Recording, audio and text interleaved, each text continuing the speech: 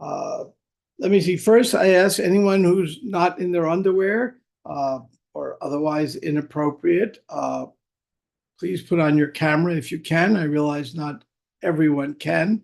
And then some of you, when you put on your camera, I may say, turn it off, but that's okay. I like seeing who I'm speaking to. Okay, thanks. Sometimes in the Bhagavatam, we come across stories that we have to think deeper to understand what's going on. Like, for example, one thing we work very hard on is at the Bhaktivinoda Institute is fifth canto issues. They're complex. Well, how do I know that? Well, Sukadeva Goswami said so. You can't understand all this. Prabhupada said so. So we know that some parts of the Bhagavatam can be complicated. Some are more straightforward. This is one of those stories in the 10th canto that gets complicated. What does a complicated story mean? It means it's paradoxical. What's a paradox? Paradox is an apparent contradiction.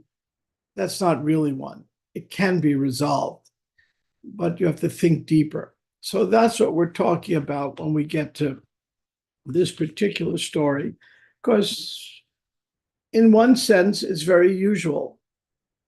Describes what we see every day. I'm sure some of you here have been at one time or another fans of romance novels. The most popular books in America are romance novels, by far. One author, I think, she had 10 bestsellers last year. I don't remember her name. But I'm sure one of you can embarrassingly tell us who that is. So this chapter deals with something like you might find in a romance novel. And what's that doing in the Bhagavatam? I mean, yesterday's class talked about all the difficulties of romance, and now we're getting into it. So let's get into these verses. Paradeya vasas Shraganda Dupa Dipasan Dabi Prana Bojan Bhakshayascha Vakya Shushwashan Archita Usha. Now, what happened here is Usha had a dream, and she dreamt about this guy, and she couldn't get him out of her mind. And said, and she realized that this guy was actually going to be her husband. So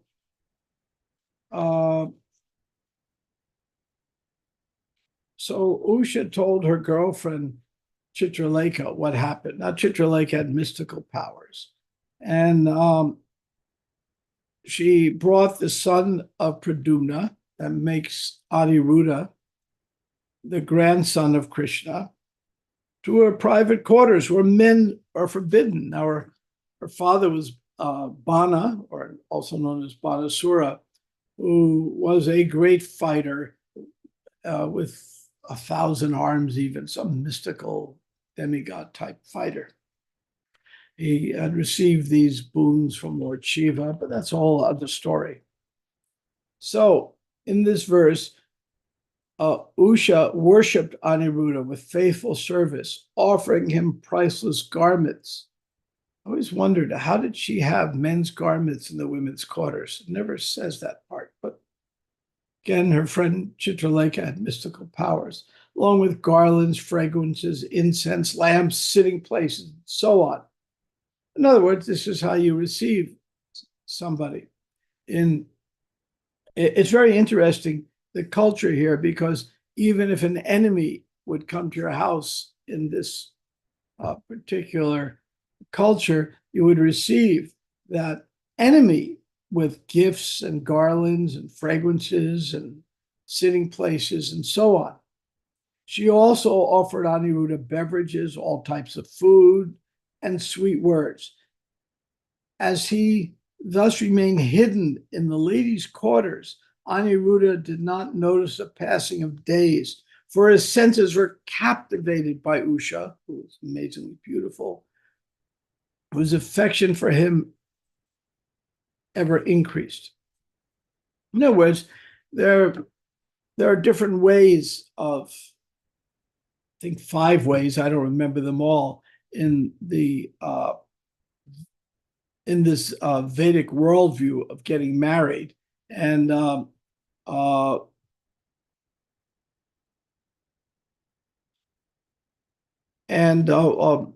of the ways is a formal wedding. Another way is kidnapping the wife. And in this case, the wife kidnapped the husband. So there are different ways. So in essence, what we would call in modern terms a common law marriage.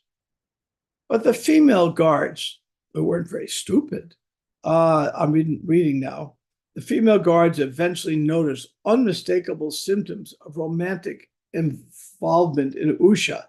Maybe it was that smile on her face. I'm not sure what symptoms they noticed, but could be that kind of when somebody falls in love, sometimes they have that grin on their face.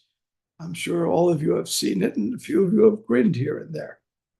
Who, having broken her maiden vow, was being enjoyed by the Yadu hero and showing signs of conjugal happiness. The guards went to Banasura and told him, "O king, we have detected in your daughter the kind of improper behavior that spoils the reputation of a young girl's family." And the short commentary, Vishwanath Chakravarti has defined the word bataha as female guards, whereas Jiva Goswami defines it as eunuchs or others. Grammatically, the words can work both ways. What was typical in those days is in order to guard the female quarters, there would either be a female guard or a eunuch, which means a castrated male. And that was common in cultures across the world during this time frame. So the eunuchs, they obviously aren't going to engage in, you don't have to worry about them engaging in sex. So the eunuchs would be guards in the women's quarters. The guards feared that if Banasura found out about Usha's activities from some other source, he would severely punish them. And thus they personally informed him that his young daughter was no longer innocent. And the guards then say to Banasura, "We've been carefully watching over her, never leaving our post, O master. We cannot understand how this maiden, whom no man can even see, has been corrupted within the palace."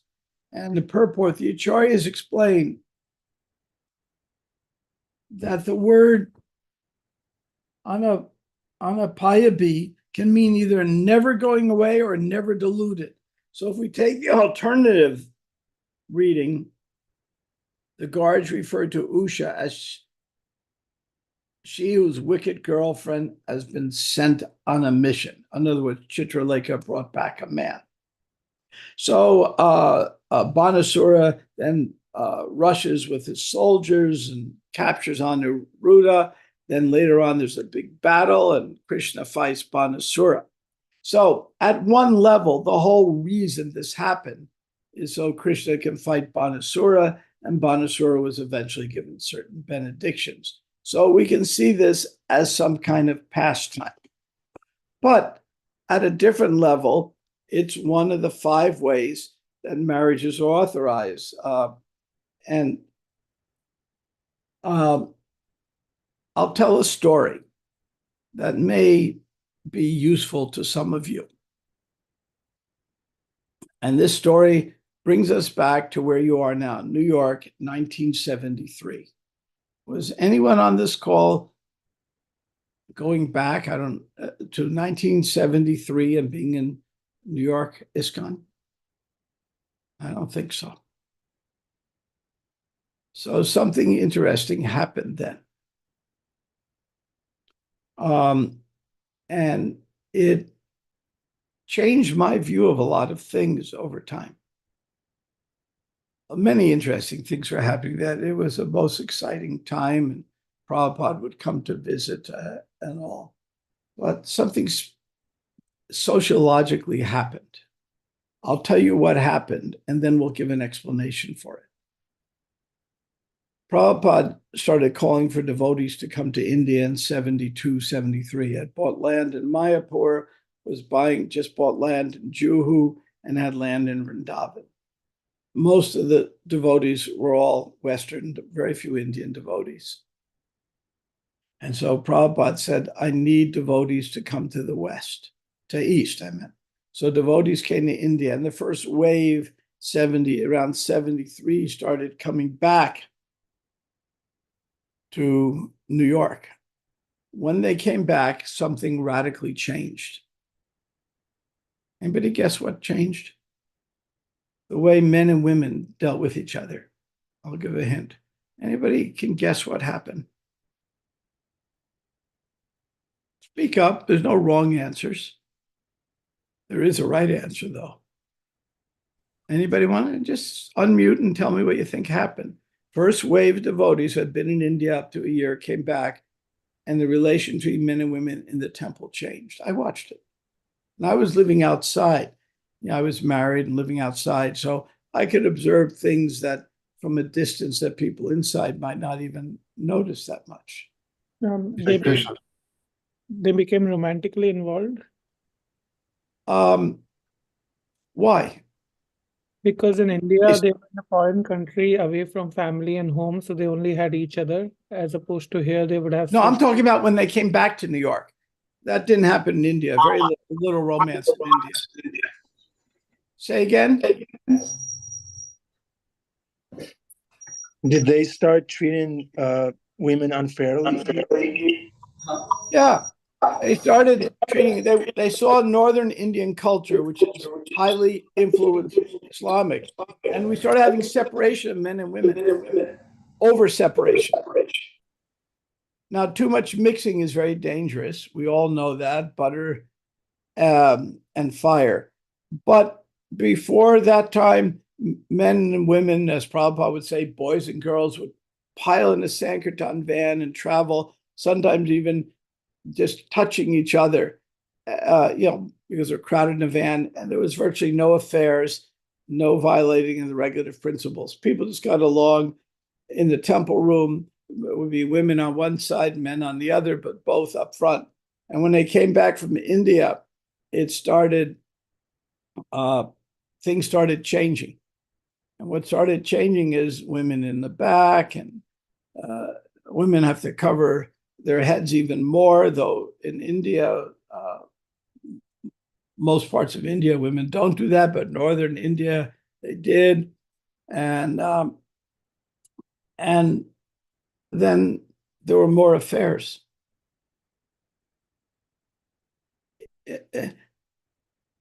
In the 70s, now this is happening again, something happened in Boston. What happened in Boston in relation to books? Does anybody know? Library books, something happened. It's relevant for this topic. If I was an author and I wanted my book to be a bestseller, all I had to do is have this thing happen in Boston, and my book was guaranteed to be a bestseller. Banned in Boston. Banned in Boston. They started banning books.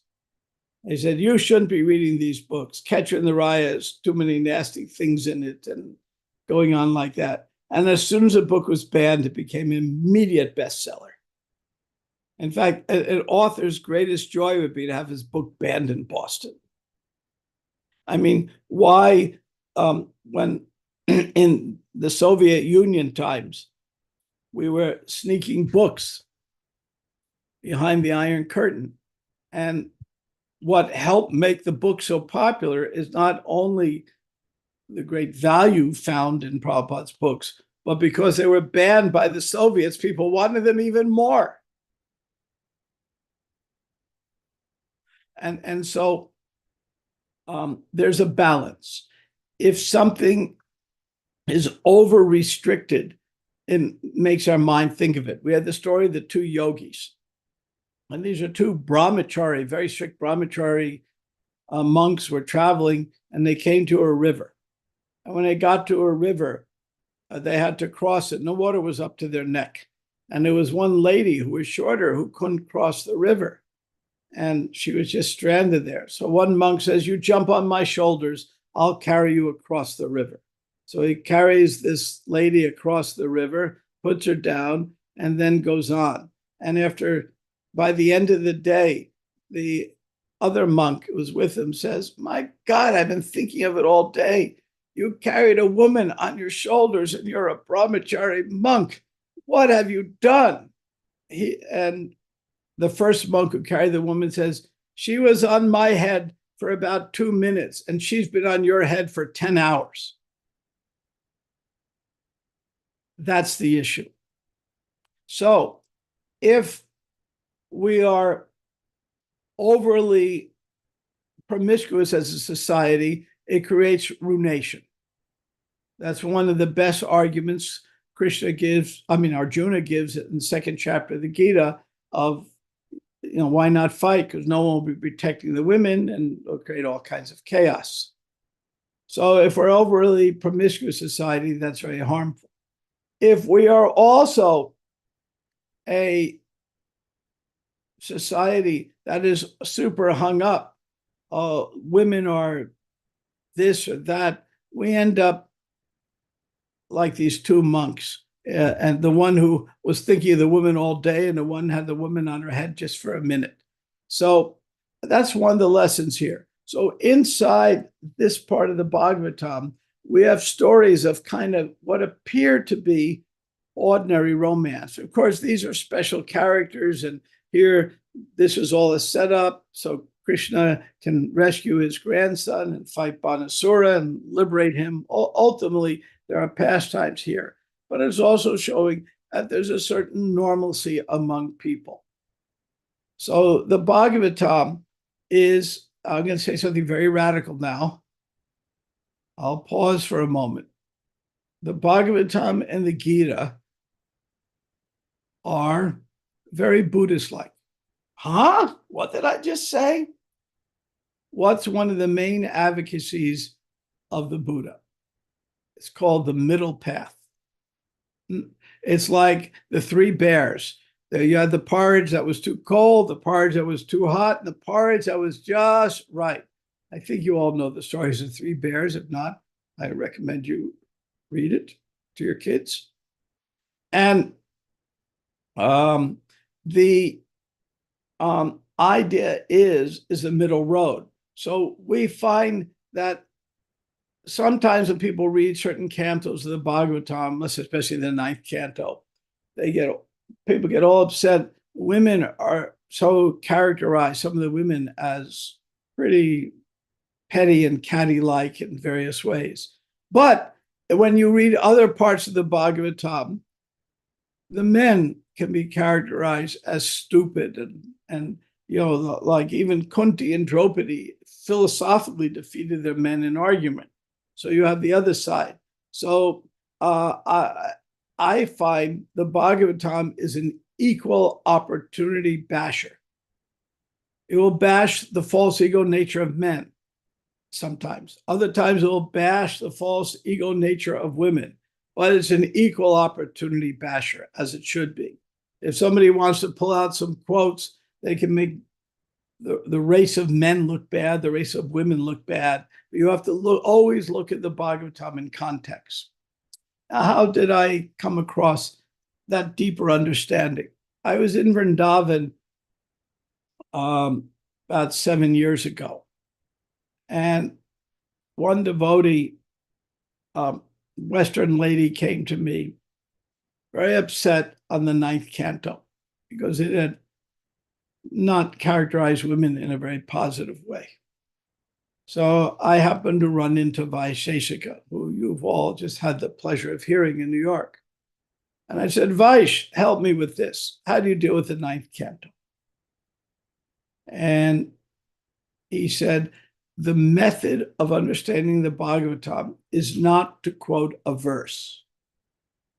The method of understanding the Bhagavatam is to see everything in context. So there might be a verse here that bashes a woman, another verse there that bashes a man, and there's a purpose, a teleology behind it. He said, so the secret is to look at things in context. In fact, I want to ask one of the very senior devotees of the movement, said, what's the most dangerous thing for ISKCON? And he said, without thinking for a millisecond. Can anybody guess what he said? Most dangerous thing for ISKCON. Quoting Prabhupada. Exactly. Prabhupada says. Prabhupada says, because there's no context, there's no depth. It's just, it's like sometimes you get these bumper stickers in the South. Jesus said it, and I do believe it. And that's a specific danger. Prabhupada wanted us to have an intelligent, he said, I'm going for the intelligent class, not the mass. Of course, we end up with a lot of mass and we need some class. How do we get class? That's why Prabhupada emphasized what we're doing, a lot of classes. In the early days, I mean, I remember in the 70s in New York, I was talking about that,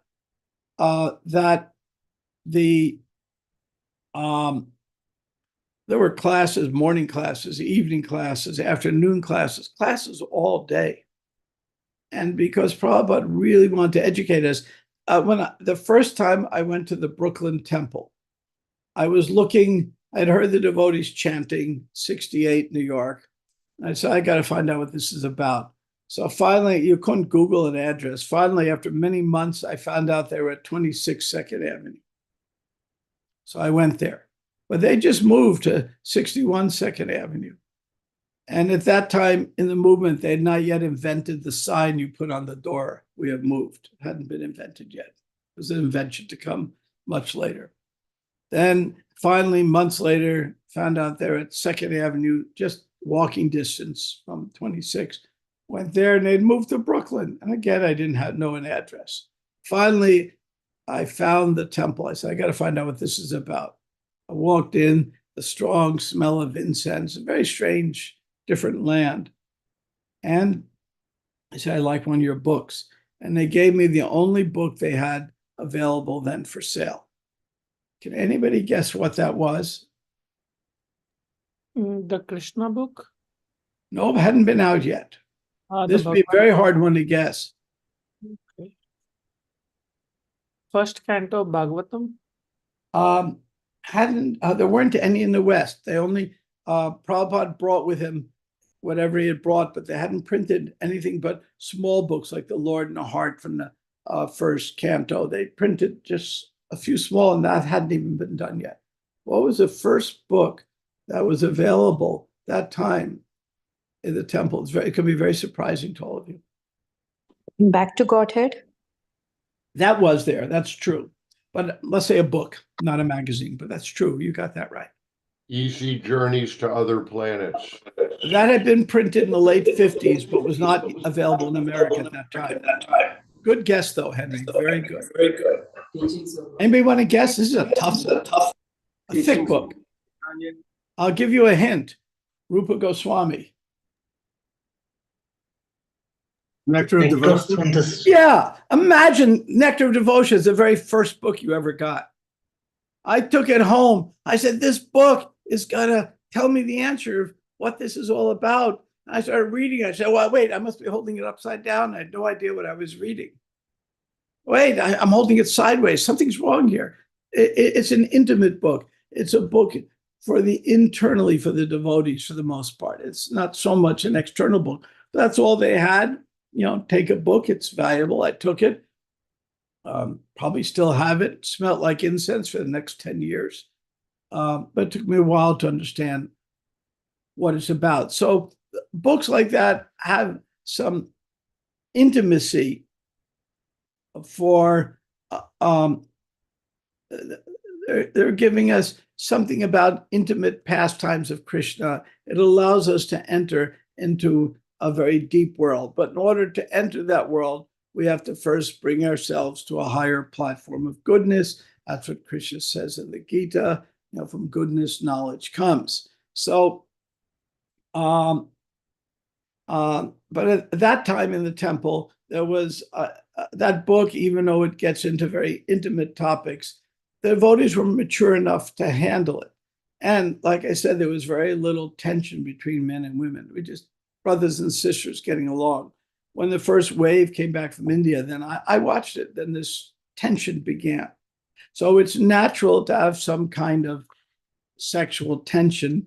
Therefore, we have certain cautions. But if the sexual tension becomes the predominant thought, and the point is that we become like the monk who is thinking about this woman all day, even though the other monk had the woman on his head just for a minute. So the idea is to take a balanced approach. So in this approach, we may say this is a horror here. I mean, here it is in the women's chamber, some guy sneaking in. I mean, we've had a few cases like that in Brahmacharini ashram over the years, and these things not so common, but obviously does happen. Some affair, something going on. We may think that this is a bad example. In one hand, it's just one of the 5 ways in which people do get married, and it's a pastime, so Krishna can liberate Banasura. But at the surface, if any of you feel this is an odd story, it certainly is. So I'm going to pause here and see if there are any questions or comments, or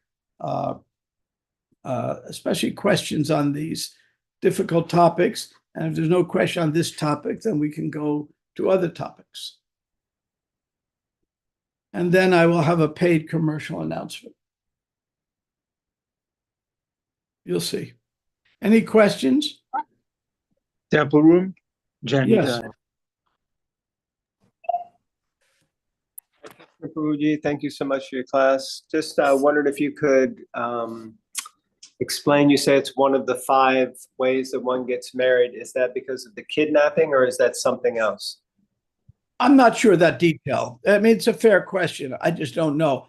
It was a reverse kidnapping, because in this case, Chitralekha kidnapped Anuradha, as opposed to Anuradha kidnapping Usha. So it's a reverse kidnapping. And this just shows in the Bhagavatam, they're equal opportunity kidnappers.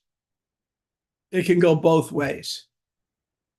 Now, I do expect after this class, a rash of women who have picked who they want their husband to be to start kidnapping those guys. So any guys who don't want to be kidnapped, be a little careful today. Okay, any other questions on this topic? Okay. Okay, I said I would give a paid commercial announcement. Was there a question? Okay, Ayati. Maybe a comment. You can hear me okay? Yes? Yeah. The principle that you're speaking about, Srila Prabhupada explains that attachment and aversion are 2 sides of the same coin. Just like in the Bhagavad Gita, Krishna says, everyone is born into delusion based on desire and hate. I like this, I don't like that. I like this, I don't like that. Attachment and aversion are 2 sides of the same coin. And the synthesis is not me, what I want, what I don't want, but Lord, how can I serve you? So the relationship, and Krishna continue to bless you with pure devotional service, make the synthesis, as far as we can understand, is Srila Prabhupada says that our relationships are based on devotional service to Krishna. And if our marriage is just some lusty thing, first time I observed a marriage in the Krishna consciousness movement, Kalaji was giving a marriage, and there were these 2 young devotees, and he said, so do you love each other? And they said, yeah. He said, so you want your love to grow and grow, right? Yeah. And he said, okay, you have 2 choices. If you encourage each other in your sadhana, if you encourage each other in your faith in your spiritual master, If you encourage each other in serving Krishna and pushing on Lord Chaitanya's movement, your love will grow and grow and grow. It'll be a healthy relationship.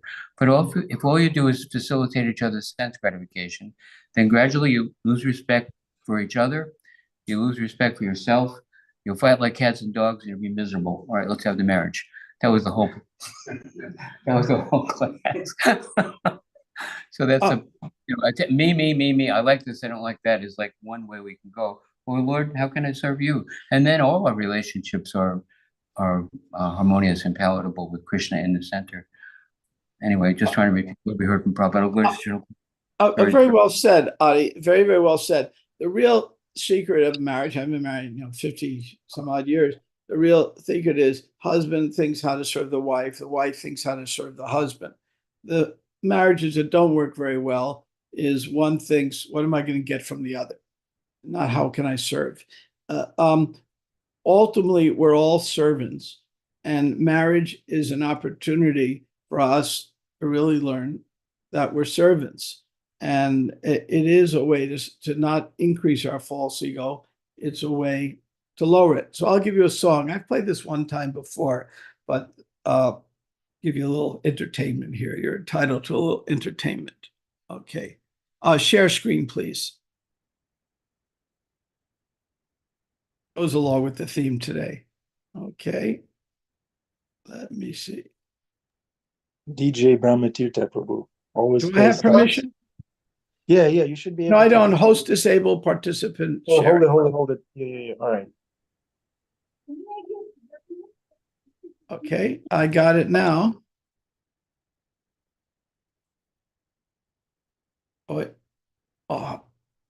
Stop share, mistake.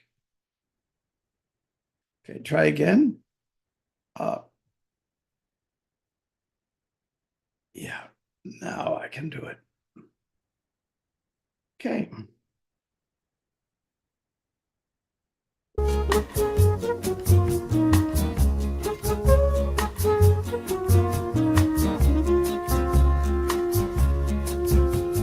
What do you get when you fall in love? A guy with a picture of love. That's what you get for your trouble. I never fall in love again. I never fall in love again. What do you get when you kiss a guy? You get enough germs to catch pneumonia.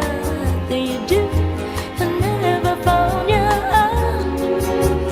never fall in love again. Don't you know that I'll never fall in love again?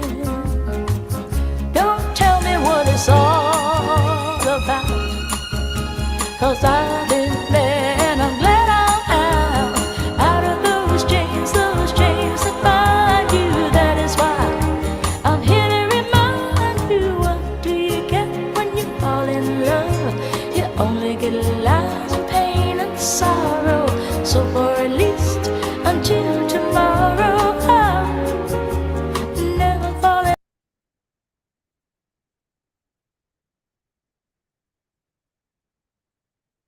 Oh, you couldn't see the video? Oh.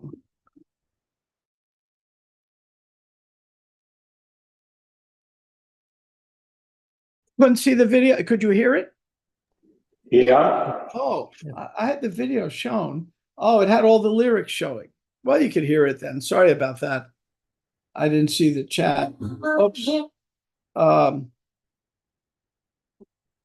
I'm curious. Okay. Anyway, doesn't always work. Life is like that. So anyway, the song by Dionne Warwick, Never Fall in Love Again. And it ends with Until Tomorrow. So just a little entertainment for you on this morning. But the idea being that here's a case of Usha and Anuradha falling in love. And of course, they do get married and they do live happily ever after. It's just an unusual way to begin. So the question often comes up, should devotees love their wife? And we could put a poll out there. I've heard, in the early days, there was a preaching to the opposite, that your wife is Maya and you have to see her as Maya.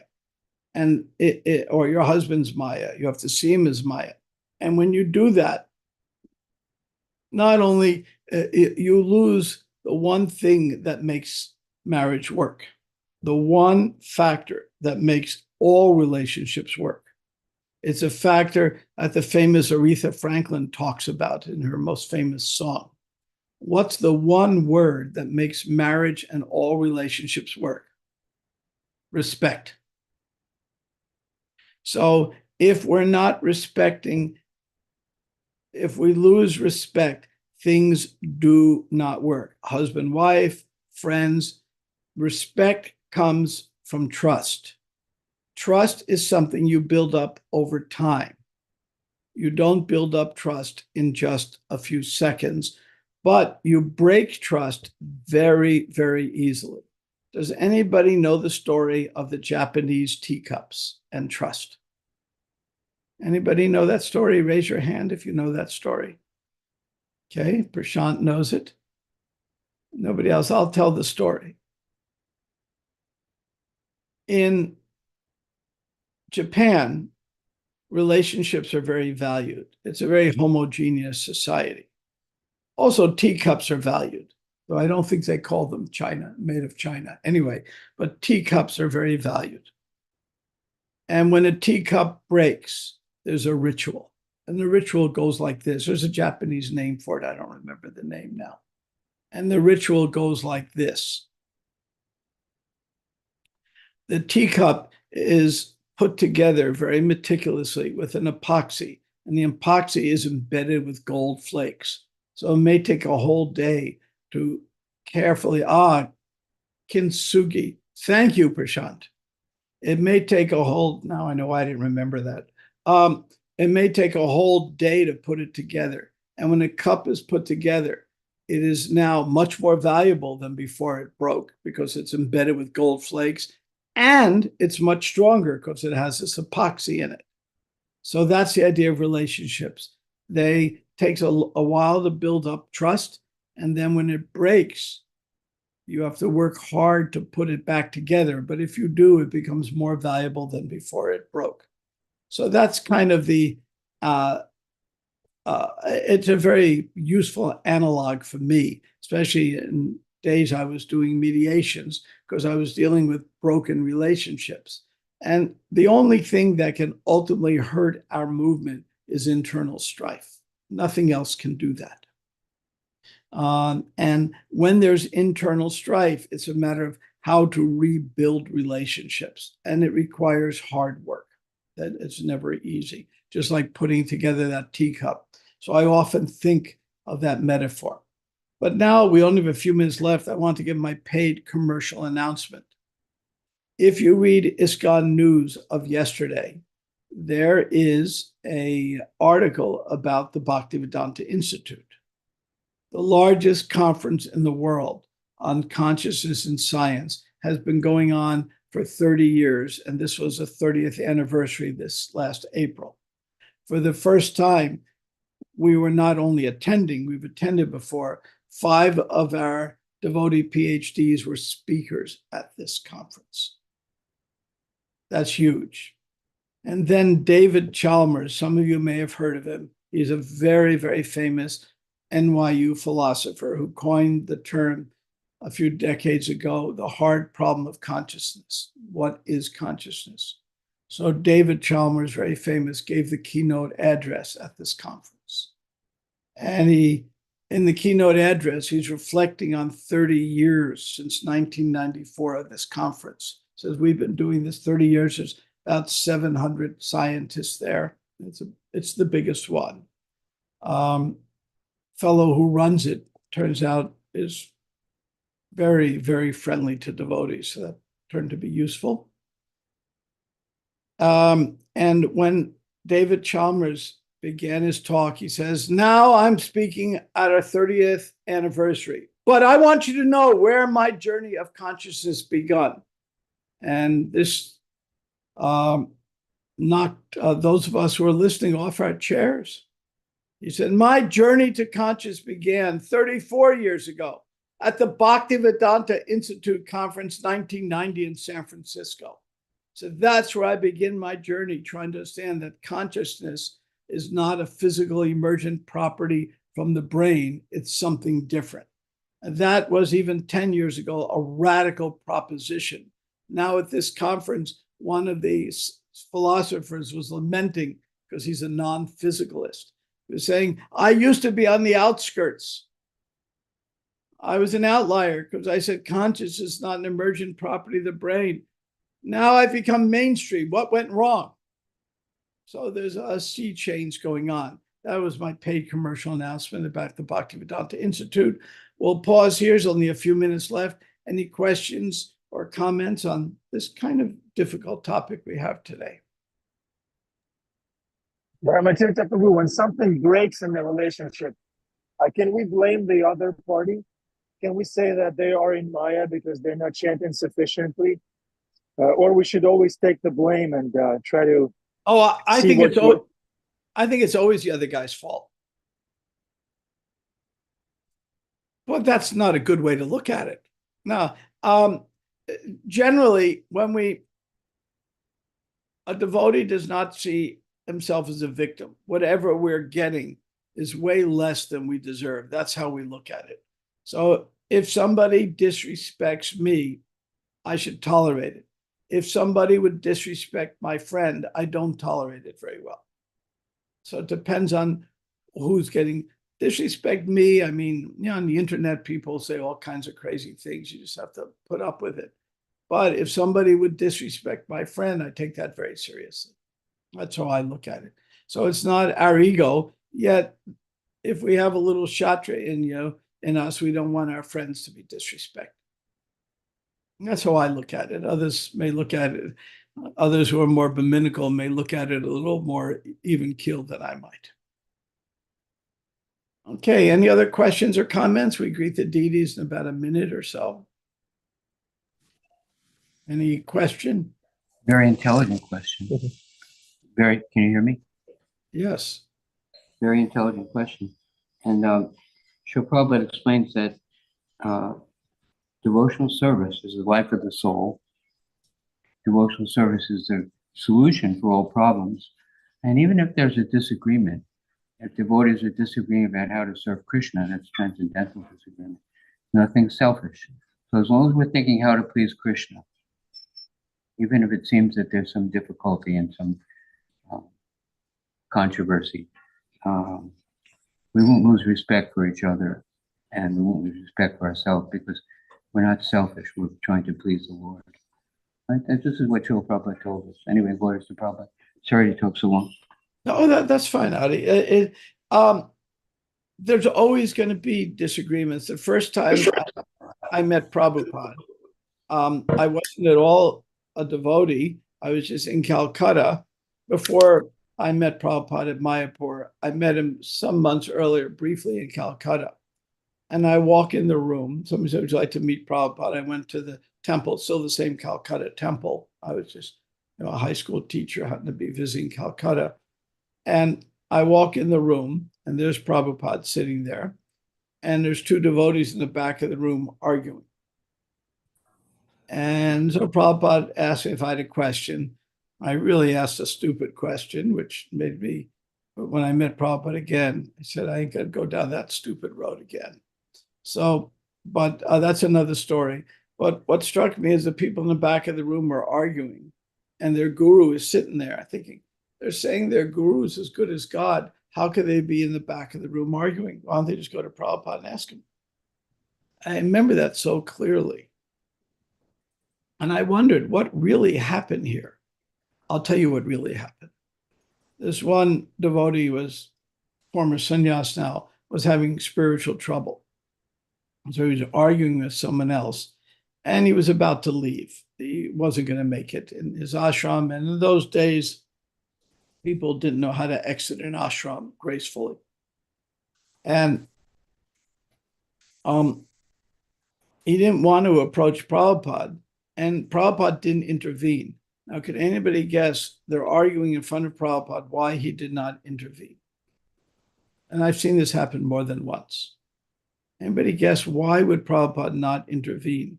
They still accepted him as, well, maybe accepted him as an authority. Why did Prabhupada not intervene? Maybe Prabhupada didn't want to take sides or embarrass somebody who was wrong. That's part of it, but there's even a deeper reason. This devotee was in Maya. And I've seen Prabhupada do this more than once. Simple answer for this. What's that? Not to destroy the reputation. Yeah, no, Prabhupada was sensitive about that. It's a good point. The main reason Prabhupada didn't intervene is the devotee was going in Maya, was already going to be violating his vows. If Prabhupada gave him an order and he didn't listen, then he would be doing 2 offenses. So Prabhupada